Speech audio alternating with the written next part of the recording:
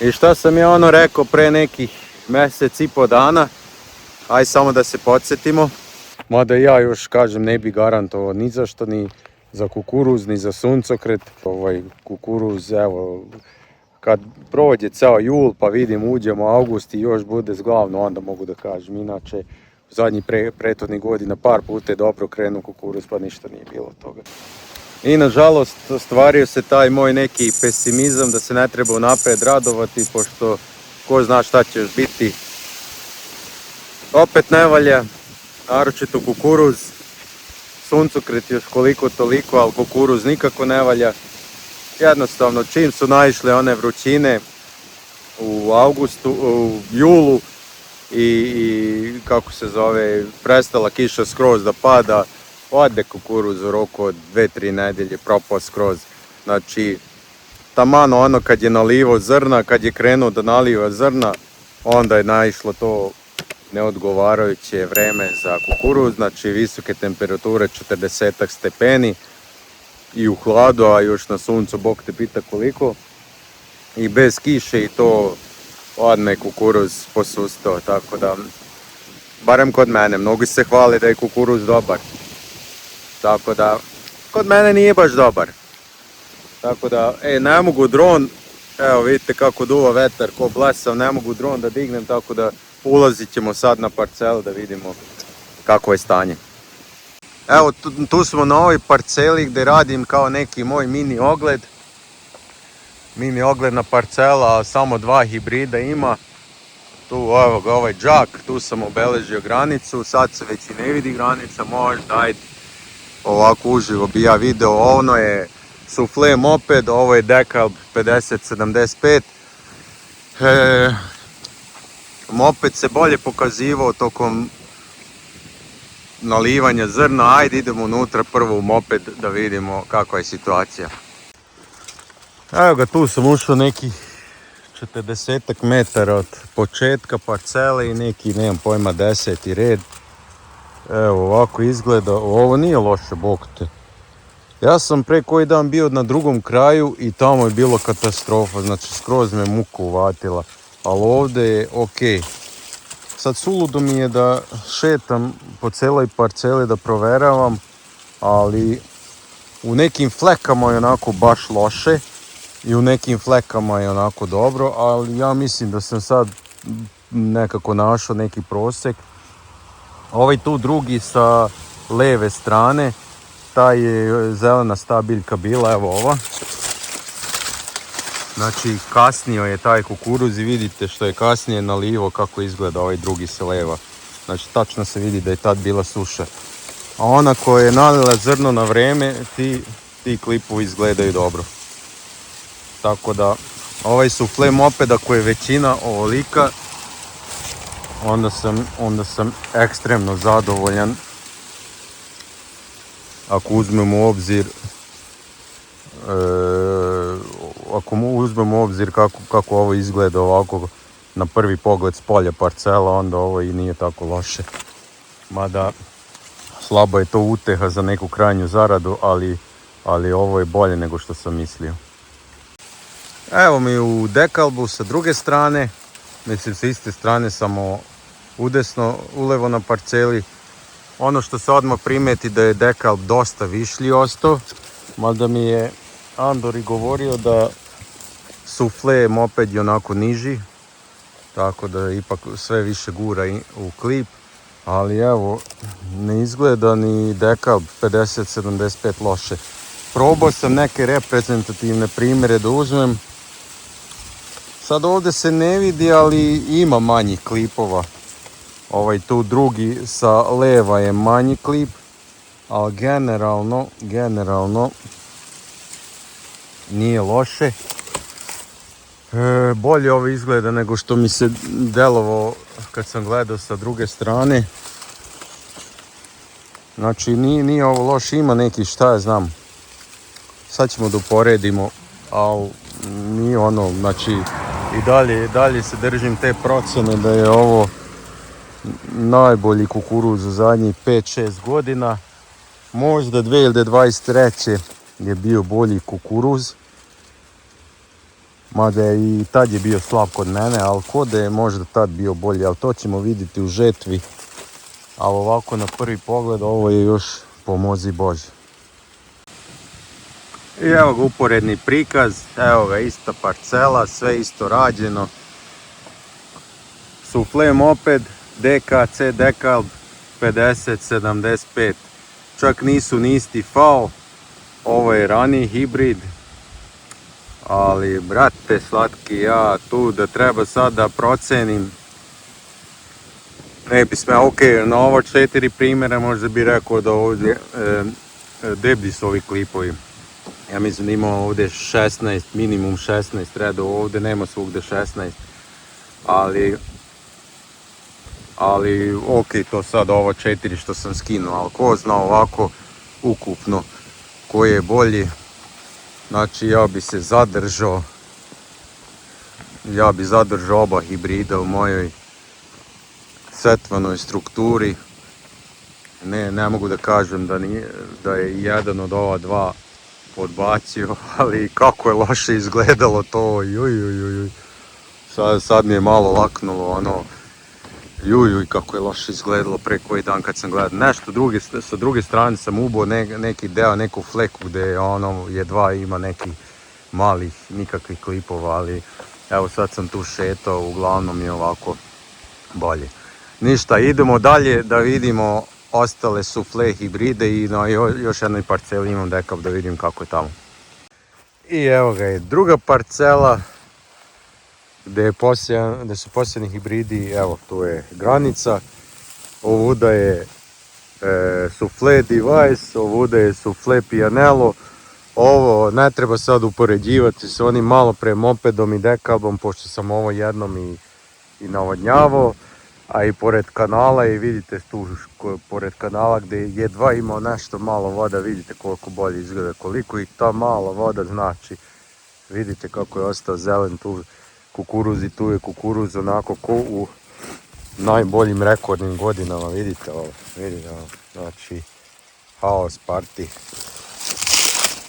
Znači ovo je fantazija. Ovako bi bilo kad bi bili normalni vremenski uslovi. Vidi ovo, rekord, barem kod mene. Ali ne interesuje nas ovaj početak, nego interesuje nas malo dublje tamo na brdu gdje nema gdje ti uslovi, vazduh nije bio toliko vlažan tokom vegetacije, da vidimo kako tamo izgleda. Idemo unutra. Evo tu sam unutra u kukuruzu sufle Device, ima tu više problema, ima tu korova, ima tu zbog loše pripreme na dosta mjesta nije niknulo, evo ima rupa ovakvih i tu je naravno korov je podivljo. Onda ima nešto što sam ja srušio sa tifonom, vidite ove slabe stabiljke srušene su, tifon, mlazo tifona je srušio, ali tu svakako nije bilo ničega, tako da ništa, a neki reprezentativni primjeri su ovakvi. Znači ima dobrih, sad opet je to pitanje procentualno koliko je dobri, koliko je loši, što sad ne mogu nikako da zaključim, ali generalno bolje izgleda, po meni, generalno bolje izgleda, evo ovako, nego malo pre ona parcela gdje je malo onako peskovitija zemlja i tko da je više izgorelo. Drugi kraj sam posle pogledao tamo malo pre i bilo je lošije, još uvijek tako izgleda kao što je bilo pre koji dan. Tako da ništa, ajde idemo u Pianello pa da uporedimo ova dva hibrida. I evo ga, tu sam u Pianellu, ista priča sa problemima, korov, pa polegli kukuruz gdje je tifon srušio i fleke zbog neravnomernog nicanja, znači mjesta gdje je jako loš kukuruz zbog lošeg nicanja, ali reprezentativni primjeri, ima i manjih, tu u onim flekama naročito, ali tu gdje je, ajde recimo, gdje je normalno sve išlo, ovako izgleda Pianello. Ajde uporedimo tamo na auto. Evo ga uporedni prikaz, Device i Pianello, Device sa leve strane, Pianello sa desne strane. Šta ja znam. Ko da ova ima veći potencijal, onako deblji, samo po normalnim uslovima. Ista priča, ne bi ja tu eliminisao i favorizovao ni jedan od ova dva hibrida. Oba bi terale i dalje u sljedećoj sezoni. Ono što me zabrinjava, ono što vidim da nije uspjelo, da navodnjavanjem nisam baš bog zna šta dobio. Jednom sam zalivao ovo, naravno od jednog zalivanja pričao sam, ne treba bog zna šta očekivati, ali i nisam ni dobio stvarno nikakav neki wow efekat. Ali ok, sad to ovako na uzor ko 4 klipa, znači ko zna, sve kad budemo skidali onda ćemo vidjeti. Ništa, imamo još tamo jedna parcela, dekalb, to mi je najbolje zemljište, najkvalitetnije parcela, ajde vidimo tamo dekalb 50-75 kakav je. Evo tu sam na sred ove najveće moje parcele sa kukuruzom, gdje je svugdje na cijeloj parceli dekalb 50-75. Trudio sam se da dođem u sredinu, da mogu da neko tamo prema kanalu, to nije realno. Tamo je lepši kukuruz, ali nije realno, tamo na drugom kraju je suvo. Došao sam negdje u sredinu, otprilike ovako je. Sad kako ja vidim, kamera pokazuje kao da je lepše, ali nije baš tako lepo. Nije baš, evo vidite, fali vrhovi. Znači ovdje je ujednačen kukuruz, da se razumemo, mada ima tamo gdje je zelen još, evo. Ali došao sam tu gdje je skroz suv. Mislim, lišći su suvi, mada zrna još ima, ima dosta vlage, još su prilično mekana zrna. Ali nije to uživo ovako dobro kao što na slici. Ali ajde recimo da malo bolje nego prošle godine, definitivno. Ali ajde da probam neku procenu da dam 3 tone po jutru ili od 5 do najviše 5,5 tona po hektaru, moja procena kod mene za ovu godinu što se tiče roda kukuruza. Ništa, ajde idemo sad jedan uporedni prikaz svih ovih hibrida i to je to za kukuruz. Evo onda jedno ovako uporedni prikaz ovako na stolu. Hajde od čega da krenem, evo onaj ogled dekalb i moped. Dekalb 50-75 i moped, sufle moped. Ovdje dekalba ima više zato što sam posle išao i onu veliku parcelu i tu sam skinuo, ali eto, maltene nikakve razlike nema, to je to isto. Evo tu moped, pa šta ja znam, moped je malo kao deblji, evo ga najlepši iz mopeda što sam našao. Je kod je malo deblji, a kraći, šta ja znam, znači toliko je mala razlika da ja tu ne bi favorizovao ni jedan hibrid. I kod mopeda sam našao i jedan ovako izdeformisan, ali to je toliko minimalno da ne računam. Znači onaj drugi kraj gdje je slabije su ovoliki, a tu gdje je dobar kraj ovoliki. Isto i tako i kod dekalba, sve isto se ponašaju. Ovo gore su sufle device i sufle pianello.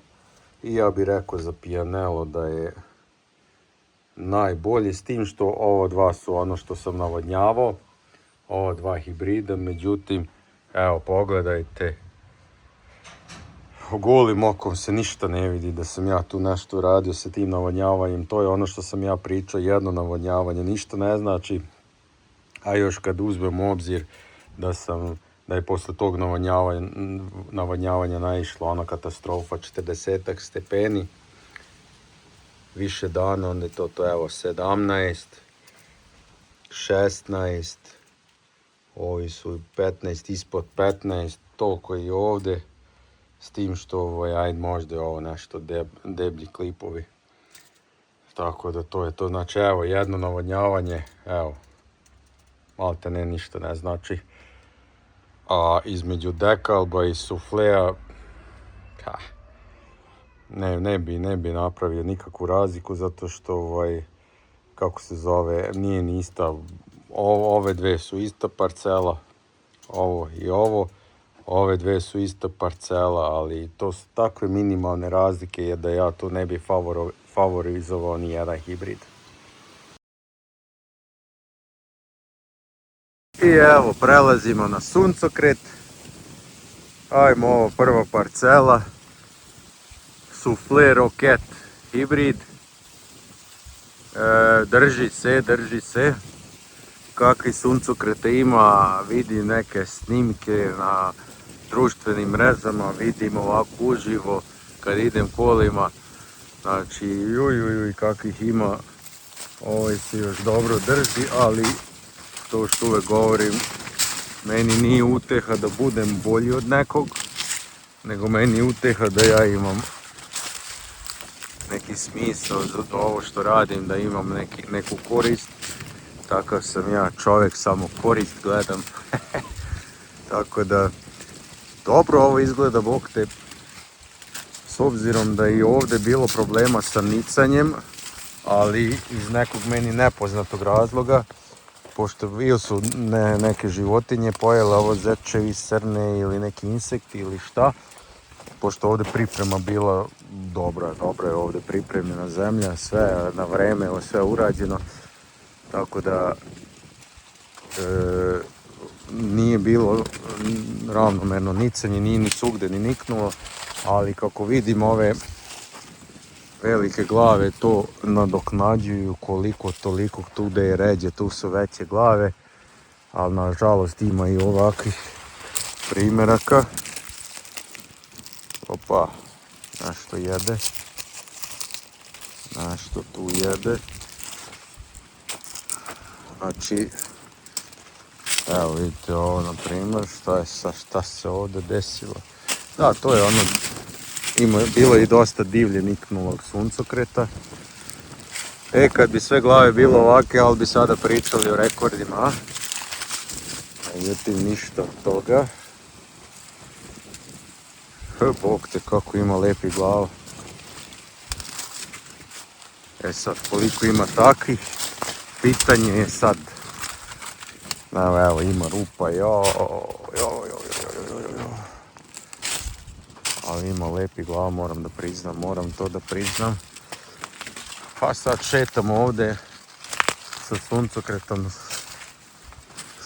slabo procenjim suncokret, tako da ne bi volio ništa unaprijed da govorim.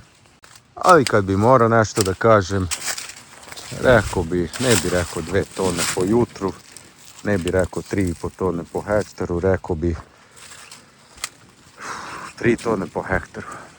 Ili 1600, recimo 1600-1700 kg po jutru. A sve iznad toga me prijatno iznenađuje. Pa nisu sve glave tako. Možda da sam ređe sejao, da je bolje uspjelo nicanje, možda, ali ovako ne. Ništa, ovaj roket ne izgleda loše. Međutim, i od ovog imam najviše da se, u stvari pola imam. Pola imam ovog, pola LE90, Pionir LE99, tako da idemo mi da vidimo kakav je Pionir, kako se ponaša. Prelazimo na drugi suncokret Pionir LE99.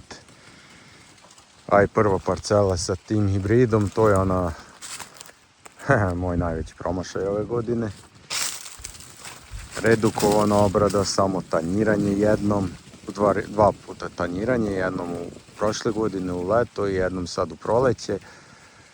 Uljana repica bila, znači sve naopako i evo ovako sad izgleda suncokret. Naravno kad kilavi suncokret onda korov krene. Čak razmišljam trimerom malo ove najveće korove da poskidam. Baš da kombajner, da ga ne izneriram baš toliko. Što se tiče roda, ovdje će definitivno biti nešto manji rod. Ali koliko manji to sad ne bi teo da kažem, ajde, ne bi trebalo da bude 50%, ali preko 60% rod ne bi trebalo to očekivati. Znači, ako je recimo 100% rod, nije rekord, ali 100% rod je 2 tone po jutru, ovdje 1200-1300 kg po jutru bi mogu da očekujem po meni. Naravno nije dobro, ali s obzirom da su mi troškovi bili niži, što je redukovan obrad i to, onda šta sad dalje očekivati. Ništa, to je to, idemo na sljedeću parcelu. I evo ga i druga parcela sa Pionirom LE99.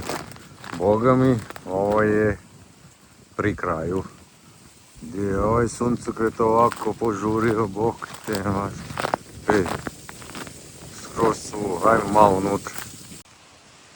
Znači ima ovakvih delova gdje je dobro. Ima ovakvih delova gdje nema. I ne znam zašto nema. Ima ovakvih delova koji je neka sredina, što bi rekli, od ova dva. Pa nije dobro nikako. Ne može biti dobro kad je ovako pre vremena sazre. Samo je, šta ja znam, dan, dva, tri ranije poslije nego ono malo pre što sam pokazivao one parcele. Ja, već je gotovo, ovo je nešto na brzaka, ovo izgleda nije dobio kišu. Izgleda da nije dobio kišu kad su ovi ostali dobili. Šta da se radi, evo pre je sazreo i nije baš kako se zove zglavno.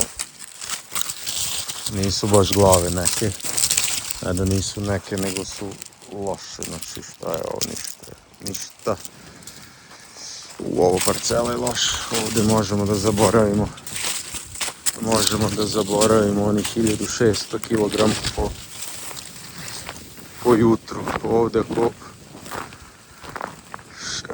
koliko će ovdje biti, a ne znam, manje će biti, ne znam sad. Gusto je ovako, da se razumemo, gusto je, ali male su glave, tako da ovo je loša parcela. Idemo, još jedna ostala, ajmo. Evo ga zadnja parcela sa suncokretom. Ovo je ono kasno oranje u aprilu zbog stanjaka, tada sam izbacivao stanjak i zaoravao, što sam i pokazivao. I sad ovo ne izgleda tako loše, da se razumemo. S obzirom da nije teo da krene, ne izgleda loše.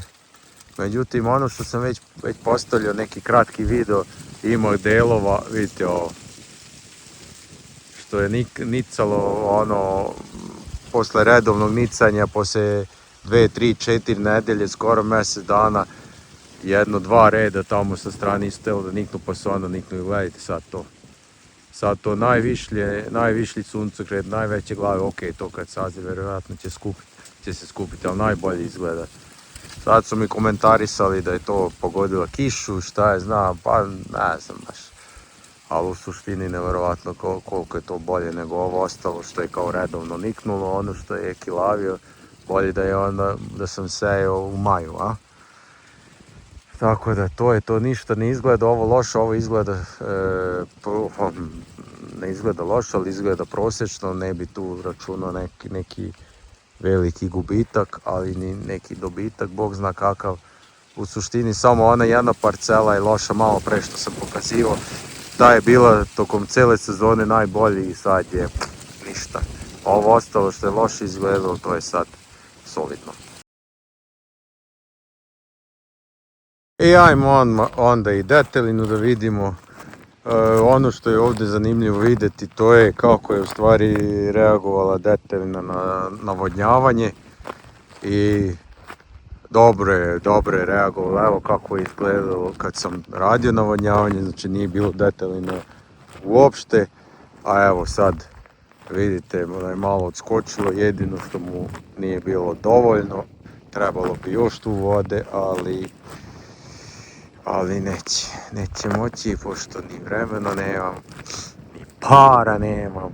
Znači, u stvari ne isplati se već toliko zalivati.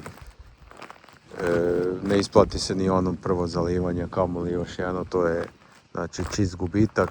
S tim što koji je danas, rekli smo 12, jel tako, oko 20. bi trebalo kositi po nekom datumu, ako pratimo 40 dana, na svaki 40 dana, 45 dana, međutim ovo nema šanse da bude. Pa ne znam da li će procveta od cveta, evo ga cveta, tako da, ali neće biti, neće narasti ništa. Tako da slabo će ovo biti, a sad radim, možda večeras padne neka mala kiša, pokazuju. Možda ako mi se tu posreći, onda će biti nešto. I šta, to je to.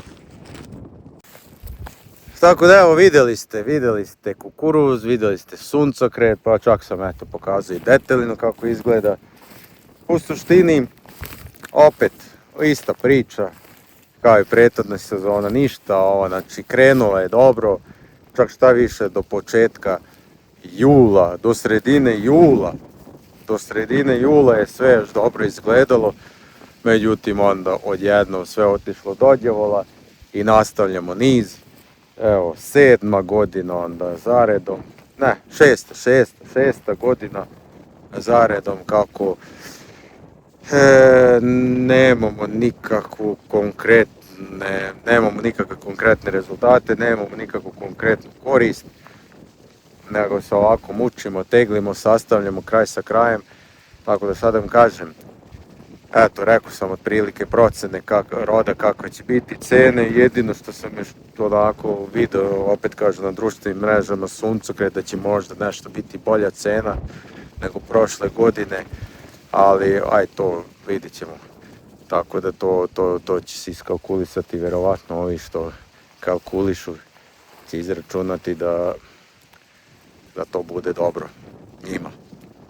Tako da to je to.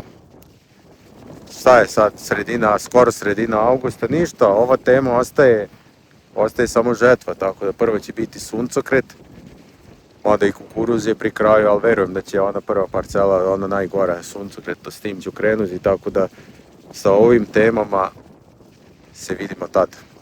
Pozdrav!